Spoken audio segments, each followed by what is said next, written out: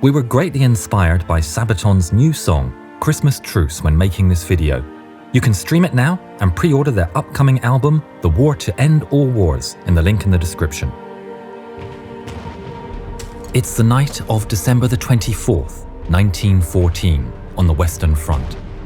The industrial might of the new 20th century has been focused into a war that has been going on for 8 months. Everyone thought it would be over by Christmas. But sadly, such hopes have now died alongside the young men in the clinging mud and cold of the trenches. On the run-up to Christmas, there were efforts to start peace.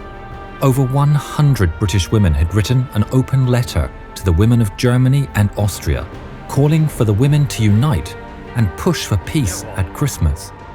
Pope Benedict XV begged the warring governments to call a truce and asked that the guns may fall silent, at least upon the night the angels sang.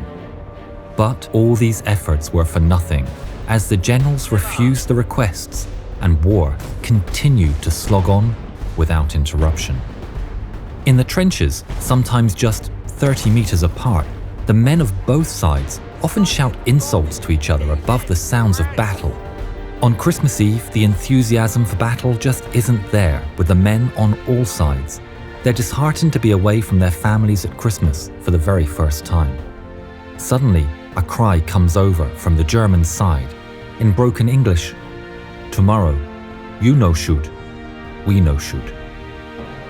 The British and French are incredulous. Then, along the trenches, there's a movement. The British on alert keep watch on the enemy activity, but instead of seeing the sight of men going over the top, this time, pushed up above the top of the trenches, Christmas trees start to appear along the German lines, lit up by flickering candles. Is it a ruse? Could it be real? On the wind, drifting across no man's land, there's a sound of hope. It's the sound of cheer, the sound of peace as carols in German are sung. The gentle murmur becomes stronger and is picked up by more and more of the soldiers. As Christmas Eve becomes Christmas Day, the British and French join in too. As the morning draws, there's silence. In a farmhouse a short distance away from the front line is 18-year-old Scotsman Alfred Anderson. He vividly recalled that Christmas Day and said, "I remember the silence, the eerie sound of silence. Only the guards were on duty. We all went outside the farm buildings and just stood listening. And of course, thinking of people back home. All I'd heard for 2 months in the trenches was the hissing, cracking and whining of bullets in flight, machine gun fire and distant German voices. But there was a dead silence that morning, right across the land as far as you could see. We shouted, 'Merry Christmas! Merry Christmas! Merry Christmas!' Even though nobody felt merry. Most reports said that the first initiatives came from the German side, tentatively walking into no man's land with their hands in the air, the tension of fear and hope in the balance. On Christmas Day, Brigadier General Walter Congreve, commander of the 18th Infantry Brigade, wrote a letter saying that when the Germans declared a truce for the day, one of his men bravely lifted his head above the parapet, and others from both sides walked into no man's land. Meeting in the middle, officers and soldiers shook hands and made peace with their enemies, swapping cigarettes and cigars. One of his captains smoked a cigar with a young fellow just 18 years of age, but who was also the best shot in the German army. The general didn't take part in the truce for fear of German snipers not being able to resist taking a shot at a general. 25-year-old French soldier Gustave Berthier wrote that Christmas Day the Germans made a sign showing they wished to speak. They said they didn't want to shoot. They were tired of making war. They were married, like me. Captain Bruce Bairnsfather, the famous military cartoonist, wrote, "I wouldn't have missed that unique and weird Christmas Day for anything. I spotted a German officer, some sort of lieutenant I should think, and being a bit of a collector, I intimated to him that I had taken a fancy to some of his buttons. I brought out my wire clippers and with a few deft snips, removed a couple of his buttons and I put them in my pocket. I then gave him 2 of mine in exchange. I saw one of my machine gunners, who was a bit of an amateur hairdresser in civil life, cutting the unnaturally long hair of a docile German, who was patiently kneeling on the ground whilst the automatic clippers crept up the back of his neck.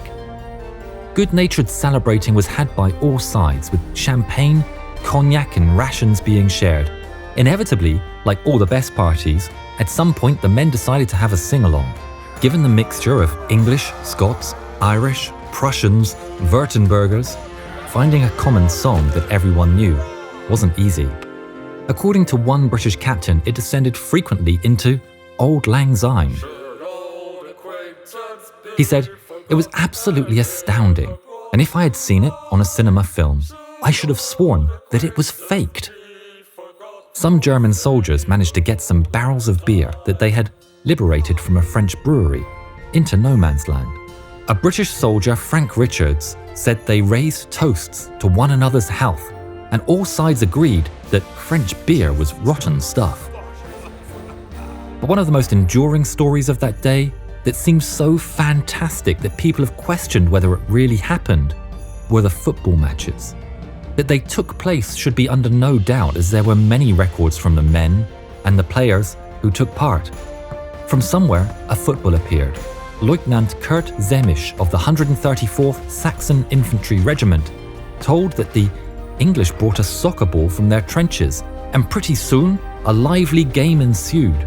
How marvellously wonderful, yet how strange it was. A cheer went up as kickabout started along the line. There were many matches, some with proper footballs, some with bully beef cans. Some were disorganized scrambles for the ball, but some were organized matches.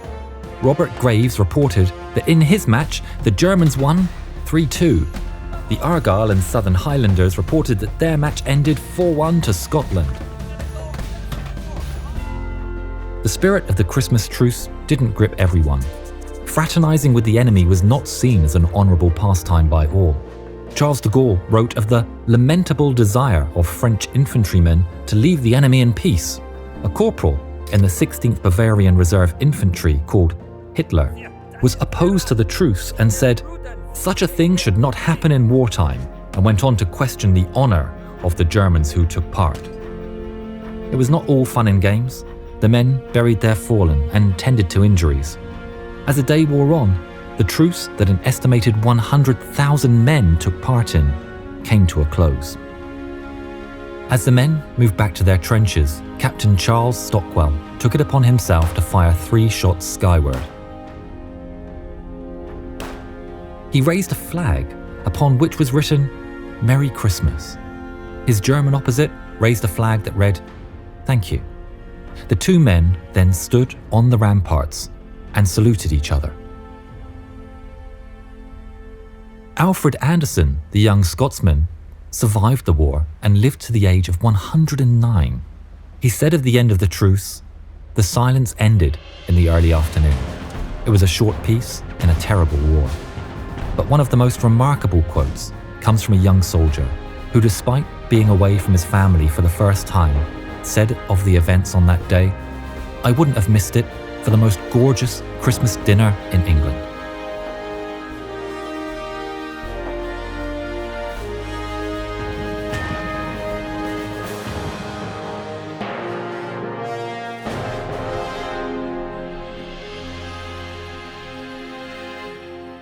Merry Christmas, everyone, and happy holidays. We at Yarn Hub wish you all a happy and peaceful New Year.